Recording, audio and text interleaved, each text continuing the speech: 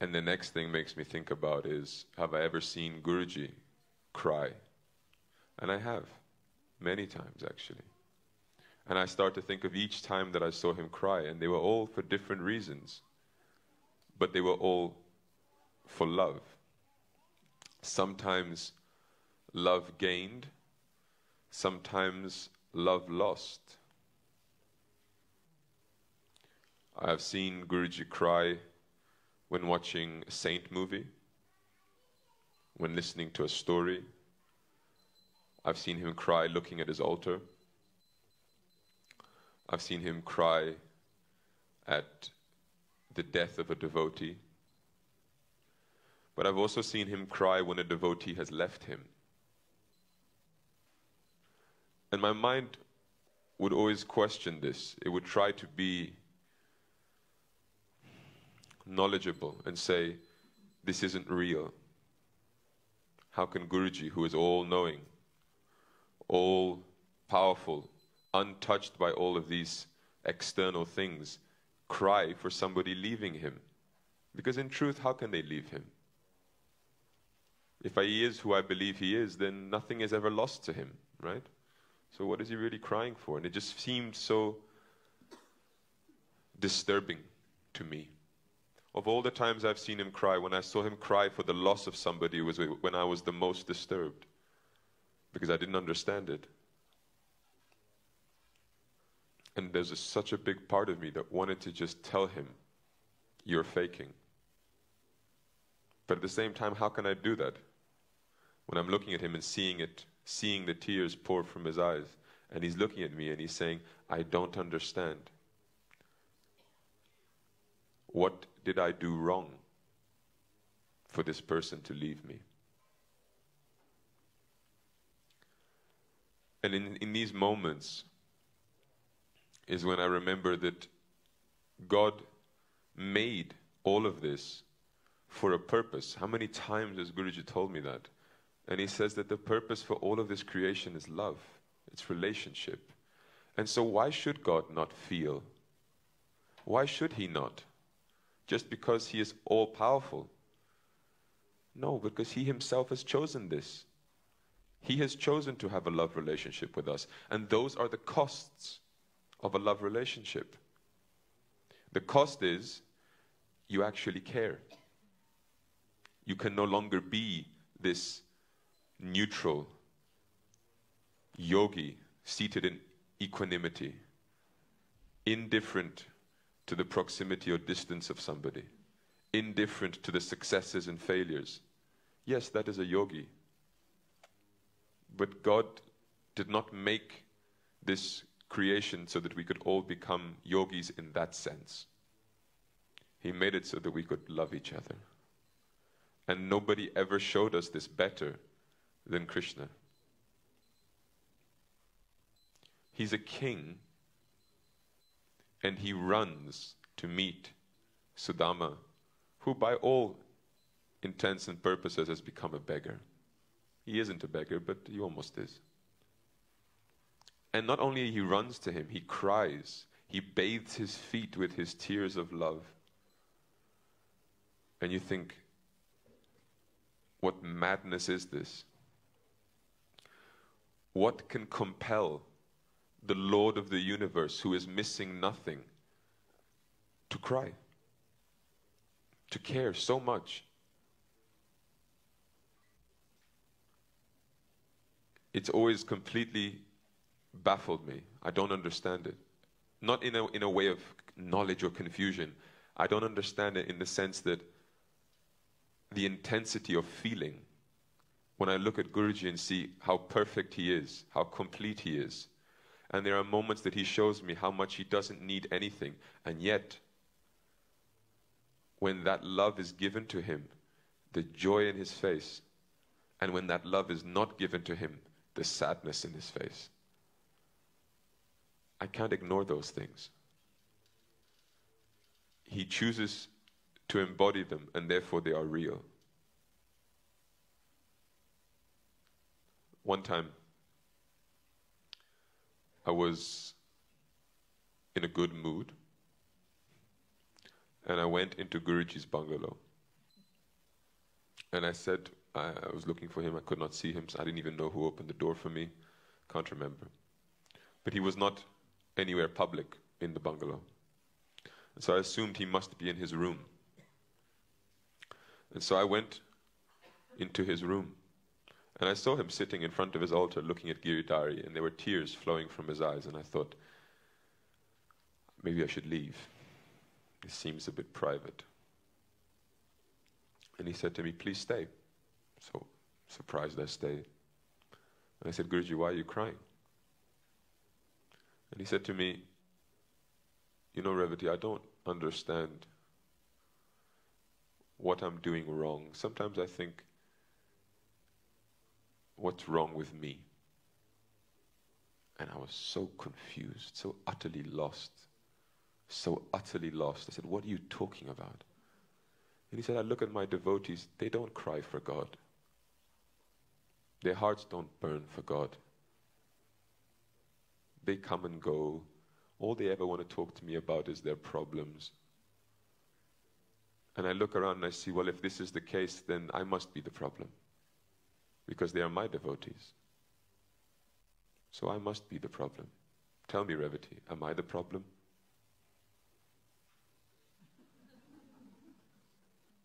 And I'm sitting there thinking, no, Guruji, you are not the problem. My mind is so confused. I'm thinking, Guruji, why are you blaming yourself?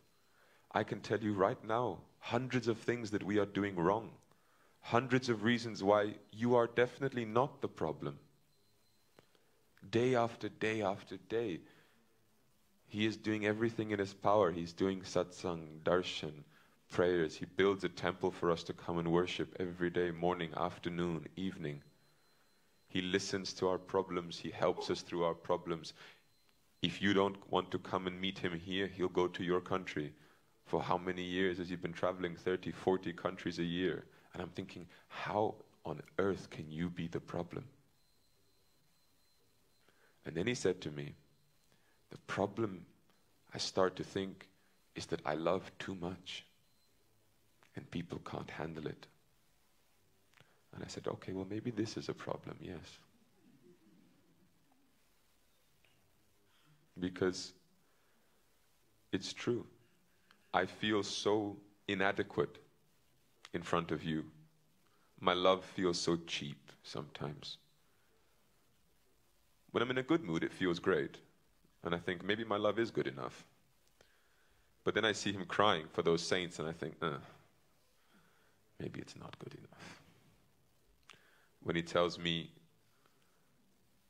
a month ago, after this temple had been inaugurated, he made me pujari of the deities. And we went on a trip to France for 10 days.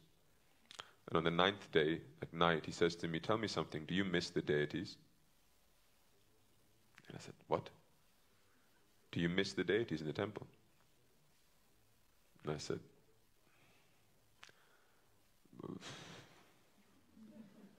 I mean, no, not really. I'm here with you. And he just shook his head. He said, this is the problem. You all do the right things, you sit in the right places, but you don't feel the right things. I said, but Guruji, I'm with you. Why should I miss a deity when I'm with you? And he got angry with me and he said, you are with me physically, but are you with me in your heart? Are you with the deities in your heart? Because I'm here now. Physically, I'm sitting next to you now. And this makes you feel secure. It makes you feel like you're doing the right thing. But if tomorrow my physical body was no longer here, what would be left of you, Revati? Where is your heart?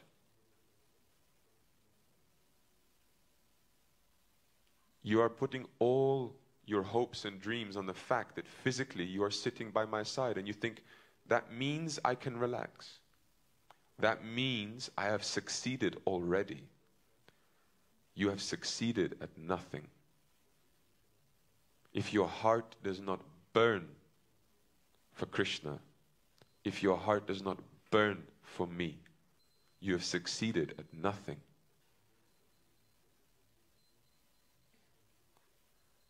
And I look at Sudama, and I look at these people over which Guruji has cried before, and I think,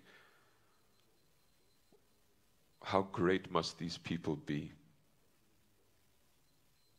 How great must be the power of love that the Lord of the universe longs for it, cries for it. I felt so inappropriate watching Guruji sitting like a ball in his room crying. My mind kept telling me, this is not supposed to be like this. You're my master, I'm the devotee. I'm the one who's supposed to be pitying myself, not you. And he said, I'm not pitying myself, you fool. I'm pitying for all of you.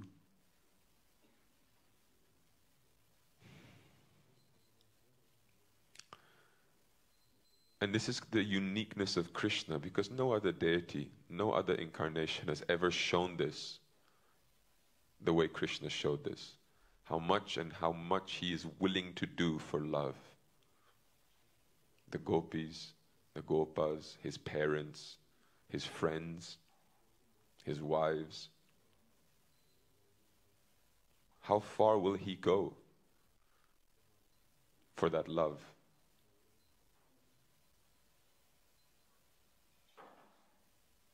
And I asked myself the last question when I was thinking about this verse.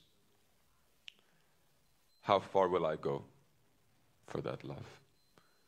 How far have I seen Guruji go? I've seen Guruji fly halfway across the world, do days and days and days of events to meet one person. One person. I know this because he has told me. And I say to him, and what is so special about this person? And he says, well, that person called me from his heart, and so I have answered the call. And I'm looking at this person thinking, but he's not calling now. And he's saying, yes, that's often how it happens. People call one time, I must answer. Well, by the time I get there, they don't want me anymore. Sometimes people in distress call for my love. I answer it. When they get me, they find out that I'm not what they thought I was. Because my love, I remember he goes like this, my love. People don't want my love. It's too much. It leaves space for nothing else. Tell me, Revati, you have somebody else in your heart other than me? And I said to him, no. He said, tell the truth. I said, yes. He said, then there's not enough space for me. I'm quite big, you know. And then he tapped his belly and laughed. And I said, Guruji, so should I now not love anybody else? He said, no. You should not be a fool and think that anybody else exists other than me. You see that? And this is the answer. If we stop looking left and right, and we stop getting distracted, and we stop giving importance to things that are not important, then what is important just starts to shine. You don't even have to look for it. It appears in front of your face. And Guruji is giving and giving and giving. And I asked Guruji one time, I said, Guruji, when will you give us your blessings? He said, I've already given them all. The minute I see you, the minute you tell me you are my Sadguru and I accept you, my blessing is yours already. It's all given. It's all there. I'm asking the question, Revati, when will you all see it? Don't ask me when I'm going to give it.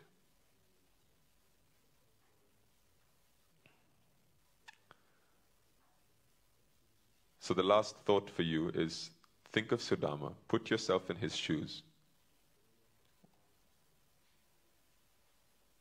Think of the opportunity he had in front of him. Krishna was his friend, correct? Krishna was also the king, correct? How many times could he have asked him for material help?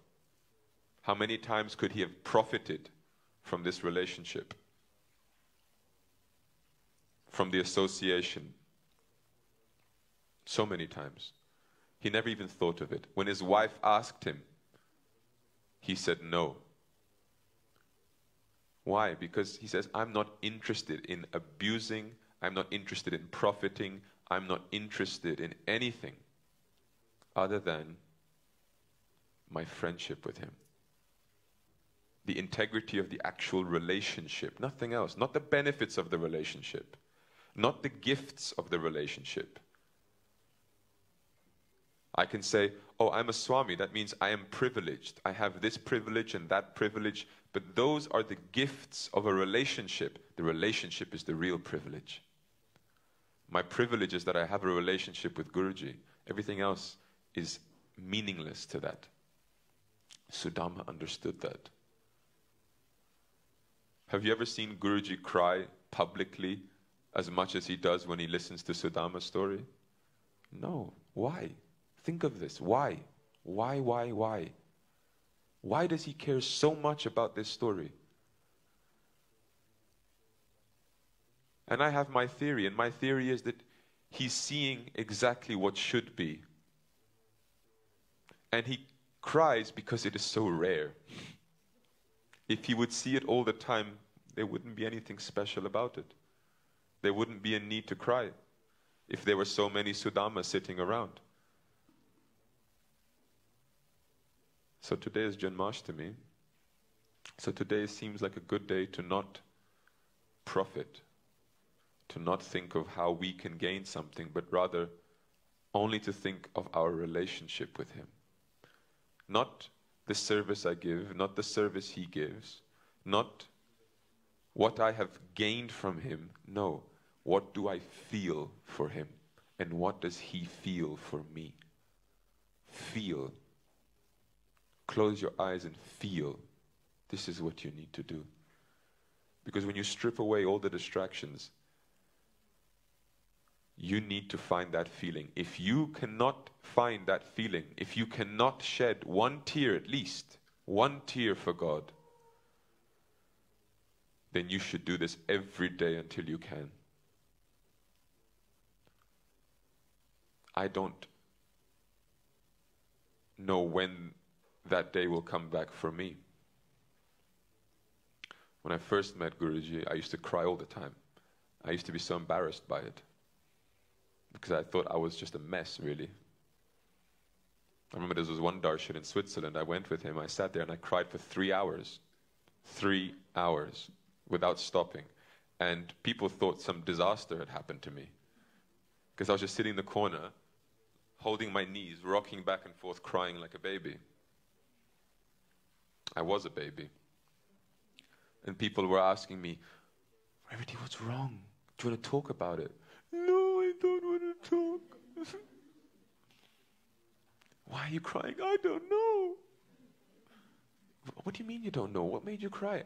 I don't know. Just look how beautiful he is. This was literally me. Not just one time. It was so many times. I would just look at him and just spontaneously start crying. And I thought, what is going on here? And then I started to get some of his gifts. The privileges, the distractions, the profit. And the tears started to dry up. And then the only time I would cry again was out of self-pity. How tough Guruji is. How mean he can be sometimes. Why? Because my interest changed. Now my interest was not only about my relationship, it was about my status, my profit. Don't let that happen. I'm looking for those tears again. Looking in my heart.